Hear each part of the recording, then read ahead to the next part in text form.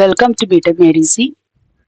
നമ്മൾ ഇന്നിവിടെ S6 electrical comprehensive course വർക്കിന്റെ ഇപ്പോൾ ഈ കഴിഞ്ഞ KTU എക്സാമിന്റെ ക്വസ്റ്റ്യൻ പേപ്പർ ആണ് ഡിസ്കസ് ചെയ്യുന്നത്. 2019 സ്കീമിന്റെ ക്വസ്റ്റ്യൻ പേപ്പർ ആണ്. ജനുവരി 2024 നടന്ന comprehensive course work for S6 electrical സ്റ്റുഡൻസിന്റെ ക്വസ്റ്റ്യൻ പേപ്പർ ആണ് നമ്മളിവിടെ സോൾവ് ചെയ്യുന്നത്.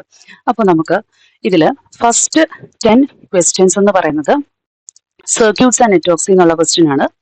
അപ്പോൾ അത് എന്താണെന്ന് നോക്കാം. ഫസ്റ്റ് ക്വസ്റ്റ്യൻ എന്ന് പറയുന്നത് superposition theorem cannot be applied in linear circuits to find out the following variable. എന്താ പറഞ്ഞിരിക്കുന്നത്? Superposition theorem cannot be applied. cannot എന്നാ പറഞ്ഞിരിക്കുന്നത് അല്ലേ? എവിടെയാണ്? ലീനിയർ സർക്യൂട്ട്സിൽ നമുക്ക് സൂപ്പർപോസിഷൻ തിയറം അപ്ലൈ ചെയ്യാൻ പറ്റാത്തത് എന്ത് വേരിയബിൾ കണ്ടുപിടിക്കാനായിരുന്നു എന്നതാണ് ക്വസ്റ്റ്യൻ. അപ്പോൾ നമുക്ക് സൂപ്പർപോസിഷൻ തിയറം എന്താണെന്നറിയാം. സൂപ്പർപോസിഷൻ തിയറം എന്ന് പറയുന്നത് ഒരു ലീനിയർ സർക്യൂട്ടിൽ മാത്രം അപ്ലൈ ചെയ്യാൻ പറ്റുന്ന ഒരു തിയറമാണ് സൂപ്പർപോസിഷൻ തിയറം. അതായത് സൂപ്പർപോസിഷൻ തിയറം എന്ന് പറയുന്നത് നമ്മളൊരു ലീനിയർ സർക്യൂട്ടിലാണ് അപ്ലൈ ചെയ്യുന്നത്. എന്തിനാണ് ലീനിയർ സർക്യൂട്ടിൽ അപ്ലൈ ചെയ്യുന്നത്? To find voltage and current അല്ലേ? ഇവിടെ നോക്കിക്കേ, ഓപ്ഷൻസ് തന്നിരിക്കുന്നത് voltage, current, power, none of these. നമ്മുടെ അടുത്ത് ചോദിച്ചിരിക്കുന്ന ക്വസ്റ്റ്യൻ എന്ന് പറഞ്ഞാൽ സൂപ്പർപോസിഷൻ തിയറം ലീനിയർ സർക്യൂട്ടിൽ അപ്ലൈ ചെയ്യാൻ പറ്റാത്തത്, കണ്ടുപിടിക്കാൻ പറ്റാത്തത് എന്താണെന്നാണ് ചോദിച്ചിരിക്കുന്നത്. നോക്കിക്കേ, ഇവിടെ വോൾട്ടേജും കറണ്ടും എല്ലാം നമുക്ക് ഈ ലീനിയർ സർക്യൂട്ടിൽ നമുക്ക് കണ്ടുപിടിക്കാൻ പറ്റുന്ന വേരിയബിൾ ആണ്. പക്ഷേ പവർ എന്ന് പറയുന്നത് എന്താണ്? ഒരു നോൺ ലീനിയർ ഫംഗ്ഷൻ ആണ്. ഒരു നോൺ ലീനിയർ ഫംഗ്ഷൻ ആണ്. കാരണം പവർ നമ്മൾ നോർമലി എക്സ്പ്രസ് ചെയ്യുന്നത് എന്താണ്? I² R വഴിയാണ് അല്ലേ? അതുകൊണ്ട് തന്നെ ഇതെന്താണ്? ഒരു നോൺ ലീനിയർ ഫംഗ്ഷൻ ആണ്. പവർ ഒരു നോൺ ലീനിയർ ഫംഗ്ഷൻ ആയതുകൊണ്ട് തന്നെ നമുക്ക് സൂപ്പർപോസിഷൻ തിയറം അപ്ലൈ ചെയ്തുകൊണ്ട് നമുക്ക് പവർ ഒരിക്കലും കണ്ടുപിടിക്കാൻ പറ്റില്ല. സോ ഫസ്റ്റ് ക്വസ്റ്റ്യന്റെ ആൻസർ എന്ന് പറയുന്നത് ഓപ്ഷൻ സി ആണ്, power. Next question, consider the circuit Sean below. ഇത് താഴെ ഒരു സർക്യൂട്ട് കൊടുത്തിട്ടുണ്ട്. Find the Thevenin's resistance. Thevenin's resistance ആണ് കണ്ടുപിടിക്കേണ്ടത്. Resistance between terminals A and B. അതായത് ഇവിടെ രണ്ട് ടെർമിനൽ ഉണ്ട്, എയും ബിയും. പിന്നെ തന്നിരിക്കുന്നതെന്ന് പറഞ്ഞാൽ all the values of resistance are in ohm. എല്ലാ റെസിസ്റ്റൻസും ഓമിലാണ് തന്നിട്ടുള്ളത്. അതായത് കിലോ ഓമിലോ വേറൊന്നിലോ അല്ല തന്നിരിക്കുന്നത്, എല്ലാം ഓമിലാണ് എന്നാണ് റെപ്രസെന്റ് ചെയ്തിരിക്കുന്നത്. അപ്പോൾ ഈ ഒരു സർക്യൂട്ടിന്റെ തെവെനിൻ റെസിസ്റ്റൻസ് നമ്മൾ കണ്ടുപിടിക്കണം. ഓക്കെ, അപ്പം നമുക്ക് വേറൊരു കാര്യം അറിയാവുന്നത് എന്താണെന്ന് വെച്ചിട്ടുണ്ടെങ്കിൽ, നമ്മൾ ഈ തെവെനിൻസിന്റെ റെസിസ്റ്റൻസ് ഒക്കെ കണ്ടുപിടിക്കുന്ന സമയത്ത്, അല്ലെങ്കിൽ തെവെനിൻസിന്റെ ഒരു തെവെനിൻ വെച്ച് കണ്ടുപിടിക്കാനാണ് എന്നുണ്ടെങ്കിൽ നമ്മുടെ അവിടെയുള്ള വോൾട്ടേജ് സോഴ്സസിനെ നമ്മൾ എന്ത് ചെയ്യും? It should be short circuited. And current source ആണെങ്കിൽ അതിനെ എന്ത് ചെയ്യും? It will be open circuited. ഇത്രയും കാര്യങ്ങൾ നമ്മൾക്ക് അറിയാവുന്നതാണ്. ഓക്കെ, അപ്പൊ തെവെനിന്റെ ഒരു തെവെനിൻ റെസിസ്റ്റൻസ് ആണ് കണ്ടുപിടിക്കാൻ പറഞ്ഞിരിക്കുന്നത്. അതായത് നമുക്ക് RTH ആണ് നമുക്ക് കണ്ടുപിടിക്കാൻ പറഞ്ഞിരിക്കുന്നത് അല്ലെ? അങ്ങനെയാണെങ്കിൽ നമുക്ക് ഈ തന്നിരിക്കുന്ന സർക്യൂട്ടിനെ വോൾട്ടേജ് സോഴ്സ് ഉള്ളത് സർക്യൂട്ടിൽ, ആ വോൾട്ടേജ് സോഴ്സിനെ അങ്ങ് ഷോർട്ട് ചെയ്തതിനു ശേഷം നമുക്ക് ഇതിന്റെ തെവെനിന്റെ റെസിസ്റ്റൻസ് കണ്ടുപിടിക്കാം. നോക്കിക്കേ, ഇവിടെ നമുക്ക് എയും ബിയും തന്നിട്ടുണ്ട്. ഇതിനകത്ത് ഈ കാണിച്ചിരിക്കുന്ന 24 ഓം എന്ന് പറയുന്നത് എന്തായിരിക്കും? ഒരു ലോഡ് റെസിസ്റ്റർ ആയിരിക്കും. അങ്ങനെയാണെങ്കിൽ ആ ലോഡ് റെസിസ്റ്ററിനെ മാറ്റിയിട്ടാണ് നമ്മൾ എന്ത് കണ്ടുപിടിക്കുന്നത്? നമ്മുടെ RTH കണ്ടുപിടിക്കുന്നത്. അങ്ങനെയാണെങ്കിൽ ഈ സർക്യൂട്ടിനെ നമുക്കൊന്ന് റീഡ്രോ ചെയ്യാം. ഇവിടെ ഒരു 2 ഓം ഉണ്ട്, അതേപോലെ ഇവിടെ എന്തുണ്ട്? ഒരു 12 ഓം ഉണ്ട്. ഇവിടെ ഉണ്ടായിരുന്ന വോൾട്ടേജ് സോഴ്സിനെ നമ്മൾ എന്ത് ചെയ്തു? ഷോർട്ട് ചെയ്തു. പിന്നെ ഇതാണ് എ എന്ന് പറയുന്ന ടെർമിനൽ, ഇതാണ് ബി എന്ന് പറയുന്ന ടെർമിനൽ. ഇവിടെ ഒരു RL ഉണ്ട്, അതായത് 24 ഓം ഉണ്ട്. പക്ഷെ നമുക്ക് RTH കണ്ടുപിടിക്കാൻ അതിന്റെ ആവശ്യമില്ല. നോക്കിക്കേ, ഈ ഒരു സർക്യൂട്ടിൽ നിന്ന് നമുക്ക് എന്ത് മനസ്സിലാക്കാം? RTH കണ്ടുപിടിക്കാൻ എന്ത് ചെയ്താൽ മതി? ഇവിടെ ഈ 2 ഓം എന്ന് പറയുന്നത് 12 ഓമിന് പാരലൽ അല്ലേ? അപ്പം 2 ഓം പാരലൽ 12 ഓം ചെയ്യുക. അതായത് 2 × 12 ഡിവൈഡഡ് ബൈ 2 + 12. That means 24/14 കിട്ടും. 24/14 എന്ന് പറയുന്നത് എത്രയാണ്? RTH is equal to 1.71 ohm ആണ് അതിന്റെ ആൻസർ. സോ സെക്കൻഡ് ക്വസ്റ്റ്യന്റെ കറക്റ്റ് ഓപ്ഷൻ എന്ന് പറയുന്നത് ഓപ്ഷൻ സി ആണ്. 1.7 ഓം ആണ് നമ്മുടെ ആൻസർ എന്ന് പറയുന്നത്. അപ്പോൾ ഇങ്ങനെ ഒരു ക്വസ്റ്റ്യൻ തന്നാൽ എപ്പോഴും ശ്രദ്ധിക്കേണ്ടുന്ന ഒരു കാര്യം എന്ന് പറയുന്നത് ലോഡ് റെസിസ്റ്റൻസിനെ മാറ്റി വെക്കുക, വോൾട്ടേജ് സോഴ്സ് വല്ലതും ഉണ്ടെങ്കിൽ അതിനെ ഷോർട്ട് ചെയ്യുക, കറണ്ട് സോഴ്സ് വല്ലതും ഉണ്ടെങ്കിൽ അതിനെ ഓപ്പൺ സർക്യൂട്ട് ചെയ്യുക, റെസിസ്റ്റൻസിന്റെ വാല്യൂ കണ്ടുപിടിക്കുക. ഇത്രയാണ് നമ്മൾ തെവെനിൻ റെസിസ്റ്റൻസ് കണ്ടുപിടിക്കാനായിട്ട് ചെയ്യേണ്ടുന്നത്. ഓക്കെ ആണല്ലോ? അപ്പൊ നമുക്ക് നെക്സ്റ്റ് ക്വസ്റ്റ്യനിലേക്ക് പോവാം.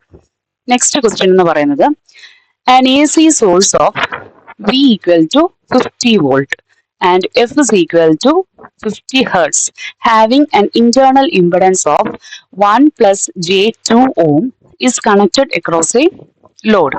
For maximum power transfer, the load impedance should be.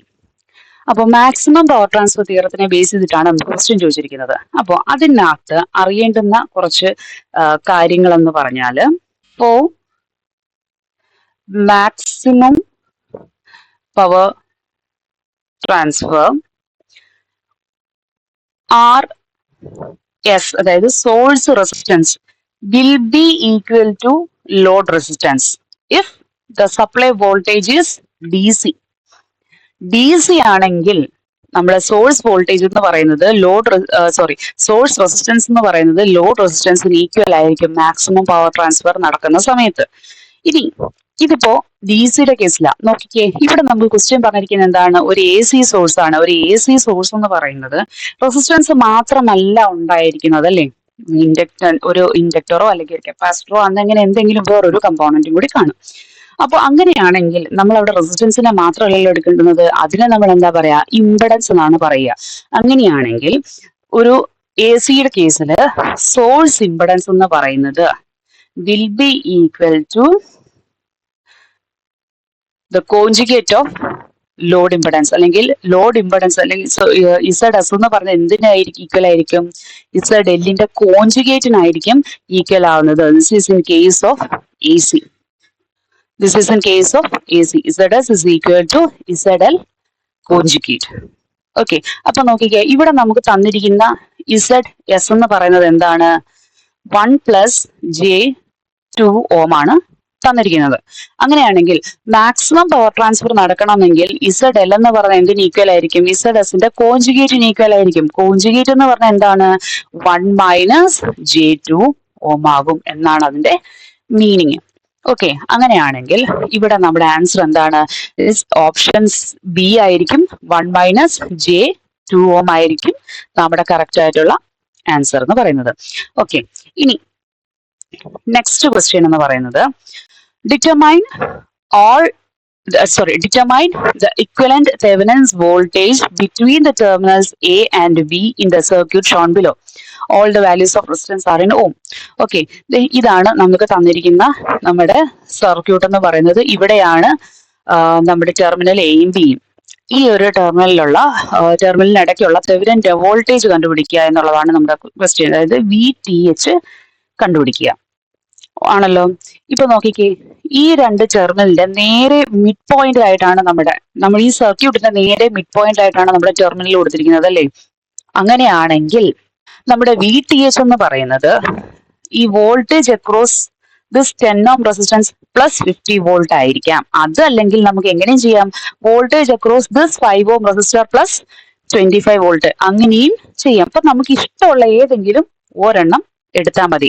ഇപ്പൊ ഞാനിപ്പോ എടുക്കുന്നത് ഈ ഒരു പോർഷൻ ആണെന്ന് വെച്ചോ, രണ്ടും ഈക്വലാണ്.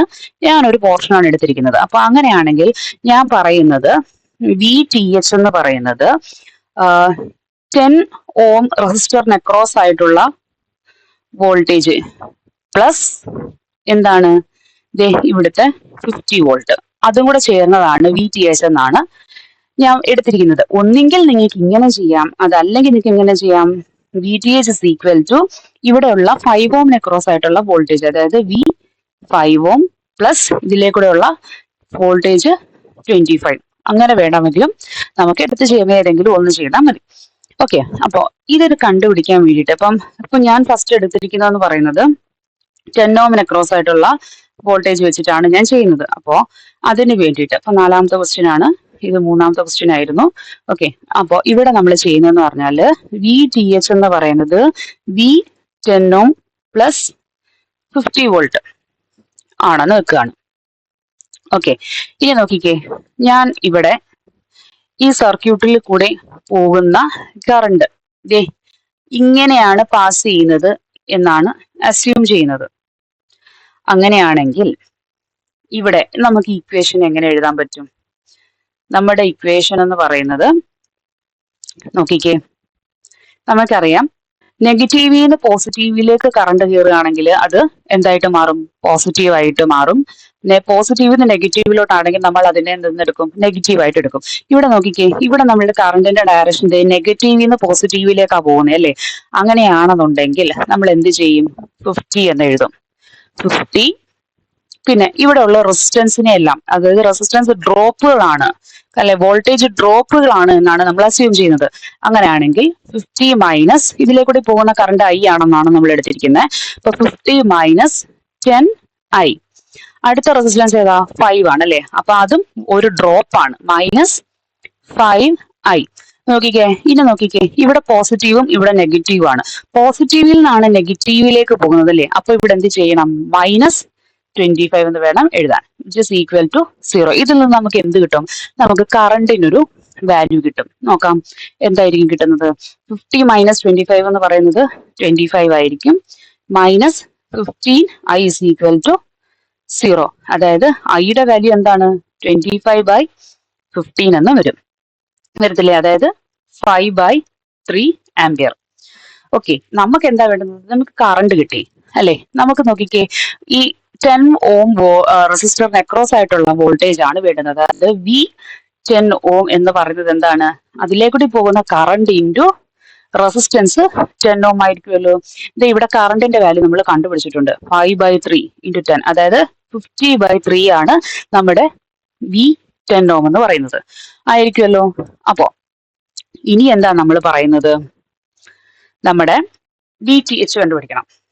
വി ടി എച്ച് എന്ന് പറയുന്നത് നമ്മൾ ഓൾറെഡി പറഞ്ഞിട്ടുണ്ട്. വി ടി എച്ച് എന്ന് പറയുന്നത് എന്ത് വരും?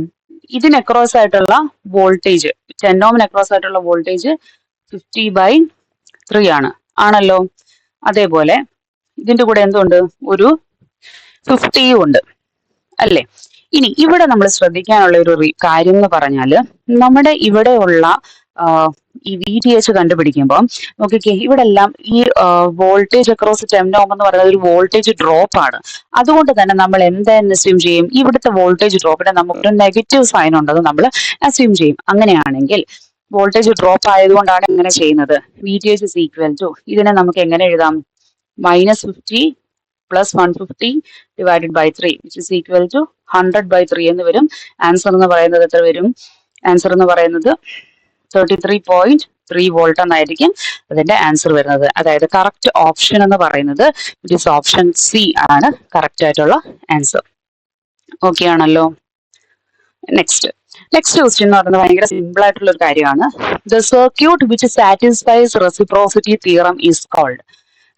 റെസിപ്രോസിറ്റി തിയറം സാറ്റിസ്ഫൈ ചെയ്യുന്ന സർക്യൂട്ടിനെ നമ്മൾ എന്താണ് പറയുന്നതെന്ന് ഓപ്ഷൻസ് തന്നിരിക്കുന്നത്. Option A short circuit, option B open circuit, option C linear circuit, option D non linear circuit.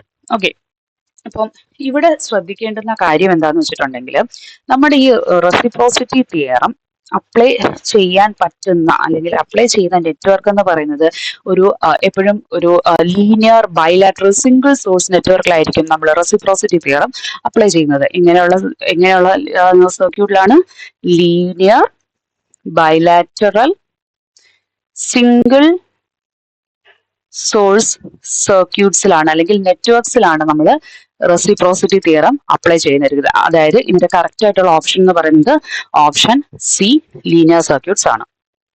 Okay ആണല്ലോ. ഇനി നെക്സ്റ്റ് ക്വസ്റ്റ്യൻ എന്ന് പറയുന്നത് ഭയങ്കര സിമ്പിൾ ആയിട്ടുള്ള ഒരു ക്വസ്റ്റ്യൻ ആണ്. In the figure given below the value of resistance R is. താഴെ ഒരു ഫിഗർ തന്നിട്ടുണ്ട്. ആ ഫിഗറിൽ ഒരു റെസിസ്റ്റൻസ് അൺനോൺ വാല്യൂ ആണ്. അപ്പൊ ആ ആറിന്റെ വാല്യൂ ആണ് നമുക്ക് കണ്ടുപിടിക്കാൻ പറഞ്ഞിരിക്കുന്നത്. ഇങ്ങനെ ഒരു ക്വസ്റ്റ്യൻ തന്നാല് പെട്ടെന്ന് കണ്ടുപിടിക്കാനുള്ള ഒരു എളുപ്പ വഴി എന്ന് പറയുന്നത് എന്താണ്? നമ്മൾ KCL അപ്ലൈ ചെയ്യുക. അതായത് കിർച്ചോഫ് കറണ്ട് ലോ അപ്ലൈ ചെയ്യാം. അപ്പൊ കിർച്ചോഫ് കറണ്ട് ലോ അനുസരിച്ചിട്ട് നമ്മൾ എന്താ പറയുന്നത്, ഒരു current meeting at a junction will be equal to the current leaving a junction. Okay, അതായത് ജംഗ്ഷനിലെ കറണ്ട് എന്തായിരിക്കും, സീറോ ആയിരിക്കും. അപ്പൊ നമ്മൾ ഇവിടെ ഒരു നോഡ്, ഇതാണ് നമ്മുടെ ഒരു ജംഗ്ഷൻ ആയിട്ട് നമ്മൾ എടുത്തിരിക്കുന്നത്.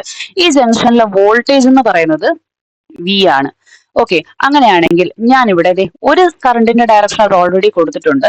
അങ്ങനെയാണെങ്കിൽ ഞാൻ അസ്യൂം ചെയ്യുകയാണ് മറ്റൊരു കറണ്ടിന്റെ ഡയറക്ഷൻ ഇങ്ങോട്ടും അതേപോലെ ഈ വഴിയുള്ളത് താഴോട്ടുമാണ് എന്ന് ഞാനത് അസ്യൂം ചെയ്യുകയാണ്. ഓക്കെ, അപ്പൊ ഒരു എളുപ്പ വഴിക്ക് വേണ്ടിയിട്ട് ഞാൻ പറയുക, ഇതാണ് I1, ഇതാണ് I2, ഇതാണ് I3. ഇവിടെ I3 ഓൾറെഡി 2 ആംപിയർ തന്നിട്ടുണ്ട്. ഓക്കെ, അപ്പൊ നമുക്ക് നമ്മുടെ KCL വെച്ചിട്ട് നമുക്ക് എന്ത് പറയാം, I1 plus I2 plus I3 equal to 0 ആണെന്ന് എഴുതാമല്ലോ. ഓക്കെ, ഇനി നോക്കിക്കേ, I1 എങ്ങനെ കണ്ടുപിടിക്കും? I എന്ന് പറഞ്ഞാൽ എന്താണ്, V/R ആണല്ലേ. ഇവിടെ നോക്കിക്കേ, ഇവിടെ ഒരു റഫറൻസ് വോൾട്ടേജും ഉണ്ട്, ഇവിടെ ഒരു എക്സ്റ്റേണൽ വോൾട്ടേജ് സോഴ്സും ഉണ്ട്. അതായത് V/R പകരം I1 പകരം നമുക്ക് എന്ത് എഴുതാം, V minus 100 divided by R എന്ന് പറഞ്ഞാൽ എത്ര തന്നിരിക്കുന്നത്, 10 തന്നിട്ടുണ്ട്. ഇനി പ്ലസ് I2 എന്ന് പറഞ്ഞത് ഇതാണ്, അവിടെ V മൈനസ് ഗ്രൗണ്ട് ആണ് അല്ലെ, V മൈനസ് 0, അതായത് V ഡിവൈഡഡ് ബൈ R എന്ന് പറയുന്നത് 10 ഓം ആണ്. ഓക്കെ, പ്ലസ് I3 എന്ന് പറയുന്നത് ഇവിടെ 2 ആംപിയർ ആണ്, നമുക്ക് ഓൾറെഡി കൊടുത്തിട്ടുണ്ട്, which is equal to 0. Okay, അപ്പൊ നമുക്ക് ഇതിനെ ഒന്ന് സോൾവ് ചെയ്തെടുക്കാം. ഇതിനെ ഒന്ന് സോൾവ് ചെയ്തെടുക്കുമ്പോൾ എന്തൊരും, V/100 മൈനസ് 100/10 എന്ന് പറയുന്നത് 10 ആണ്, plus V/10 plus 2 is equal to 0. അതായത് 2V/10 is equal to 8 എന്ന് വരും. അതായത് 2V equal to 80, V is equal to 80/2 which is equal to 40 volt എന്ന് കിട്ടും. ഇങ്ങനൊരു സംഭവം നമുക്ക് ആദ്യം കിട്ടും. അപ്പൊ ഉടനെ കയറി ഓപ്ഷൻ ഡി 40 എന്നുള്ളത് ചെക്ക് ചെയ്യാൻ നിൽക്കരുത്. കാരണം നമ്മുടെ അടുത്ത് ചോദിച്ചിരിക്കുന്നത് എന്താ, റെസിസ്റ്റൻസിന് അക്രോസ് ആയിട്ടുള്ള, സോറി, ഈ റെസിസ്റ്റൻസിന്റെ വാല്യൂ ആണ് ചോദിച്ചിരിക്കുന്നത് അല്ലേ. അപ്പൊ ഈ റെസിസ്റ്റൻസിന് അക്രോസ് ആയിട്ടുള്ള വോൾട്ടേജ് ആണ് നമ്മൾ കണ്ടുപിടിച്ചത് 40 വോൾട്ട് എന്ന്. അങ്ങനെയാണെങ്കിൽ ഇവിടുത്തെ റെസിസ്റ്റൻസിന്റെ വാല്യൂ കണ്ടുപിടിക്കാൻ എന്ത് ചെയ്താൽ മതി, V/I ചെയ്താൽ മതി. V എന്ന് പറയുന്നത് 40 ആണ് നമ്മൾ കണ്ടുപിടിച്ചിട്ടുണ്ട്, ഇതിലേക്കൂടെ പോകുന്ന കറണ്ട് 2 ആണെന്ന് അവർ തന്നിട്ടുണ്ട്. അതായത് 40/2 എന്ന് പറഞ്ഞാൽ എത്ര കിട്ടും, 20 ഓം ആണ് നമുക്ക് കിട്ടുന്ന ആൻസർ. തെറ്റിക്കരുത്, ഓപ്ഷൻ ബി 20 ഓം ആണ് അതിന്റെ ആൻസർ. നമ്മൾ ഇത് സോൾവ് ചെയ്ത് വരുമ്പോൾ ഒരു 40 വോൾട്ട് കിട്ടും. ആ 40 വോൾട്ട് എവിടെയുണ്ട്, ഈ ഓപ്ഷനിൽ ഒരു 40 കൊടുത്തിട്ടുണ്ട്, അതുകൊണ്ട് തെറ്റിപ്പോകരുത്. നമ്മുടെ അടുത്ത് ചോദിച്ചിരിക്കുന്നത് റെസിസ്റ്ററിന്റെ വാല്യൂ ആണ്. അതുകൊണ്ട് എന്ത് ചെയ്യാം, അതിലേക്കൂടി അതിനെ ക്രോസ് ആയിട്ടുള്ള വോൾട്ടേജ് ഡിവൈഡഡ് ബൈ അതിലേക്കൂടി പോകുന്നുള്ള കറണ്ട് ചെയ്തിട്ട് വേണം ആൻസർ കണ്ടുപിടിക്കാൻ. അപ്പൊ നമുക്ക് എന്ത് കിട്ടും, 20 ഓം ആയിട്ട് നമുക്ക് ആൻസർ കിട്ടും. ഓക്കെ, അപ്പൊ നമുക്ക് നെക്സ്റ്റ് ക്വസ്റ്റ്യനിലേക്ക് പോവാം. നെക്സ്റ്റ് ക്വസ്റ്റ്യൻ എന്ന് പറയുന്നത്, A circuit with a resistor, inductor and capacitor in series is resonant at f0 hertz. അപ്പോ റെസണന്റ് കണ്ടീഷൻ ആണെന്ന് ഓൾറെഡി പറഞ്ഞിട്ടുണ്ട് അല്ലെ. ഇത് 7th ക്വസ്റ്റ്യൻ ആണ്. റെസണന്റ് കണ്ടീഷൻ എങ്കിൽ f0 റെസണന്റ് ഫ്രീക്വൻസിയുടെ ഇക്വേഷൻ എന്താണ്, 1/2π√LC ആണ് നമ്മുടെ റെസണന്റ് ഫ്രീക്വൻസിയുടെ ഇക്വേഷൻ. ഇനി എന്താണ് നമ്മുടെ കണ്ടീഷൻ പറഞ്ഞിരിക്കുന്നത്, if all the component values, അതായത് റെസിസ്റ്ററിന്റെയും ഇൻഡക്ടറിന്റെയും കപ്പാസിറ്ററിന്റെയും വാല്യൂസ് ആർ നൗ ഡബിൾഡ്, കൂടി, അതായത് ഡബിൾ ആയി, അങ്ങനെയാണെങ്കിൽ ന്യൂ റെസണന്റ് ഫ്രീക്വൻസീസ് എന്തായിരിക്കും. അപ്പൊ നമുക്ക് ന്യൂ റെസണന്റ് ഫ്രീക്വൻസിയെ f0 ഡാഷ് എന്ന് എഴുതാം. ഓക്കെ, ആ റെസണൻസ് ഫ്രീക്വൻസിയുടെ കണ്ടീഷൻ എന്താ പറഞ്ഞിരിക്കുന്നത്, എല്ലാ കമ്പോണൻസും ഡബിൾ ആയെന്നാ പറഞ്ഞിരിക്കുന്നത്. ഈ ഒരു ഇക്വേഷനകത്ത് റെസിസ്റ്ററിന്റെ വാല്യൂ നമ്മൾ ഇല്ലാത്തതുകൊണ്ട്, അല്ലെങ്കിൽ റെസിസ്റ്റർ എന്ന് പറയുന്ന പാരാമീറ്റർ ഇൻക്ലൂഡ് അല്ലാത്തത് കൊണ്ട് ആറിന്റെ കാര്യം നോക്കണ്ട. ഇനി നോക്കിക്കേ, 1/2π L എന്നുള്ളത് എന്താവും, 2L ആവും, ഇൻറ്റു C എന്നുള്ളത് എന്താവും, 2C ആവും. അതായത് 1/2π√2 × 4LC. ഈ 4ന് ഈ റൂട്ടിന് പുറത്തെടുത്ത എന്താവും, 1/2 × 1/2π√LC എന്നായില്ലേ.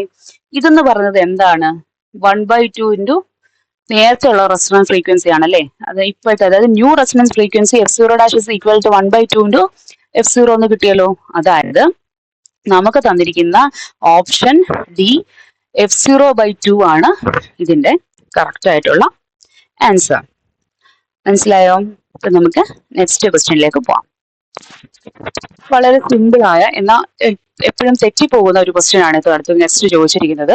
The relation between R Y sorry V R Y, അതായത് ലൈൻ വോൾട്ടേജ് അല്ലേ, ലൈൻ വോൾട്ടേജും വി പി എച്ച് ഫേസ് വോൾട്ടേജും in a star connected system.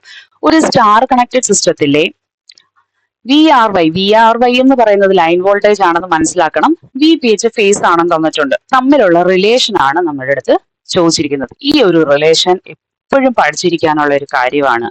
അതായത് for a star connected system, for a star connected system V P H phase voltage എന്ന് പറയുന്നത് എപ്പോഴും V L by √3 ആയിരിക്കാം. V L, അതായത് ഇവിടെ നമുക്ക് വി എൽ എന്ന് പറഞ്ഞ് തന്നിരിക്കുന്നത് എന്താണ്, വി ആർ വൈ ആ തന്നിരിക്കുന്നത്. അങ്ങനെയാണെങ്കിൽ വി ആർ വൈ ബൈ √3 ആണല്ലോ. അതല്ലെങ്കിൽ അതവിടെ നിൽക്കട്ടെ. ഇത്രയും കാര്യങ്ങൾ നോക്കുക. അതായത് വി പി എച്ച് എന്ന് പറയുന്നത് വി എൽ ബൈ √3 ആണ്. അതേപോലെ ഐ പി എച്ച് എന്ന് പറയുന്നത് ഐ എല്ലിന് ഈക്വൽ ആയിരിക്കാം. ഇനി ഇതിന് നേരെ ഓപ്പോസിറ്റ് ആണ് എന്ത്, delta connected system. For a delta connected system V P H എന്ന് പറയുന്നത് വി എല്ലിന് ഈക്വൽ ആയിരിക്കും. അതേപോലെ ഐ പി എച്ച് എന്ന് പറയുന്നത് ഐ എൽ ബൈ √3 ഈക്വൽ ആയിരിക്കും. ഓക്കെ, ഇനി നമുക്ക് ഇവിടെ തന്നിരിക്കുന്ന ഈ എട്ടാമത്തെ ക്വസ്റ്റ്യനിൽ തന്നിരിക്കുന്ന ലൈൻ വോൾട്ടേജ് എന്ന് പറഞ്ഞ എന്താണ്, വി ആർ വൈ ആ. വി ആർ വൈ അല്ലാതെ R and Y line across ആയിട്ടുള്ള voltage.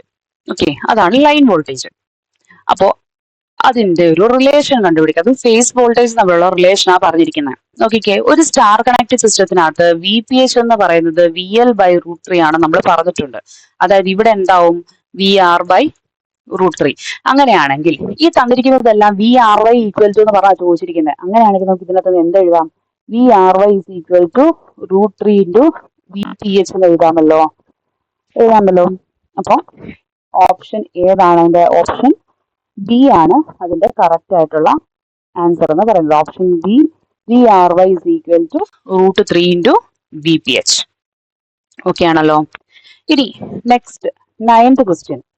The hybrid parameter H21 is called.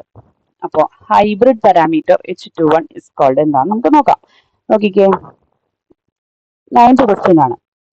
ഇവിടെ നമുക്ക് ഹൈബ്രിഡ് പാരാമീറ്റേഴ്സിന്റെ ഇക്വേഷൻ ആണ് അറിഞ്ഞിരിക്കേണ്ടുന്നത്. അതായത് V1 is equal to H11 I1 plus H12 V2.